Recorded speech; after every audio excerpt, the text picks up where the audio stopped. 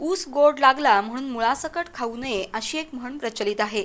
मात्र आयुर्वेदामध्ये ऊसाचं मुळापासून महत्त्व सांगण्यात आलंय। ऊसापासून तयार होणारी साखर आणि गूळ आपल्या जगण्यातील अविभाज्य भाग आहे। मात्र ऊसाच्या रसाचा गोडवा न्याराच आहे।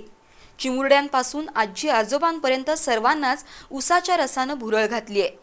कोल्हापुरी गूळ जगप्रसिद्ध असून गूळ बनवणारा ऊस परिपक्व आणि गोडीला चांगला असल्यामुळे कोल्हापूर शहरात एसटी स्टँड, महापालिका चौक आणि अन्य ठिकाणी ऊसाचा रस सहज उपलब्ध होतो।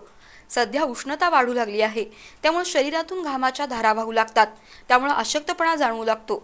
यावर ऊसाच्या रसाची मात्रा लागू पडते, त्यामुळे रसवंतीगृहाकडे लोकांची पावलं आपोआपच वळू लागतात।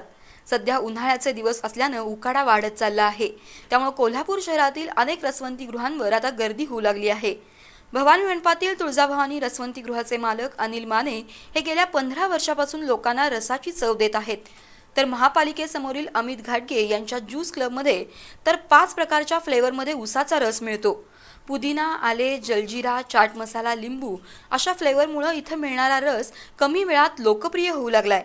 ऊसाचा रस काढण्यासाठी त्यांनी केरळहून अत्याधुनिक बनावटीचं पोर्टेबल शुगर केन हे मशीन आणलंय आणि या मशीनमध्ये संपूर्ण ऊसाचा रस निघत असल्यामुळे ऊसातील सर्व सत्व या रसात उपलब्ध होतात, त्यामुळे इथं गर्दी होऊ लागली आहे। ऊसाच्या रसामध्ये आलं, जलजीरा, लिंबू, पुदिना वगैरे या फ्लेवरमध्ये देखील आपल्याला ऊसाचा रस मिळतो।